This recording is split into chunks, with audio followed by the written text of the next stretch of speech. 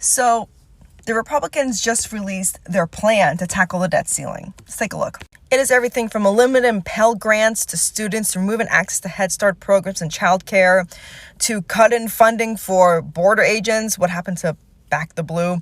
FBI personnel, hundreds of police, shut down air traffic control towers for some reason, evict hundreds of thousands of families, impose work requirements, block Biden's student debt relief plan, repeal money for the IRS, remove Biden's environmental protections, and reduce access to VA care.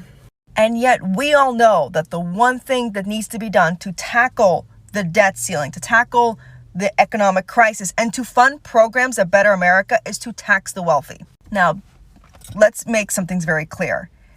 Taxing the wealthy, even at a tiny percent, would save this country from economic disaster. When I was back in college, I bartended on Palm Beach Island. And the way that it worked is that the extremely wealthy celebrities, politicians, the 1%, they would go to Palm Beach Island in wintertime, then they would go to Nantucket Island in summertime. So I served on everyone from politicians to celebrities to Fox News commentators to the 1%ers' children. They were nightmares. These people have so much money that they honestly don't understand how much money they actually have. I'm going to use a few examples of a few people on the island, Palm Beach Island, who I served on. This is the Fanjul brothers. They own Florida Crystal, Dixie Crystal. If you're buying sugar in America, it's coming from this family. They bring in a yearly revenue of $1.2 billion. We know who this guy is, Jeffrey Epstein. Epstein's yearly fixed income was $14.3 million. William Lauder, heir to the Estee Lauder family. With yearly income and bonus, he brings in about $6 million. Rush Limbaugh was one of my regulars. He had an $85 million annual salary. Even Trump came in a few times back when he was just doing reality TV. His yearly income is $362 million.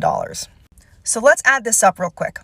If you add up just their yearly incomes, you get $1,667 million a year. Times that by just 1%, and you get $16,670,000 in extra tax revenue a year. After 5 years, that's over $83 million that can go towards, fixing the debt ceiling, funding education. There are a lot more people like that living on Palm Beach Island. I just picked 5 that just came into my restaurant on the regular. These people have so much money, they would not notice a 1% difference in their yearly income. Tax the wealthy and stop voting Republican.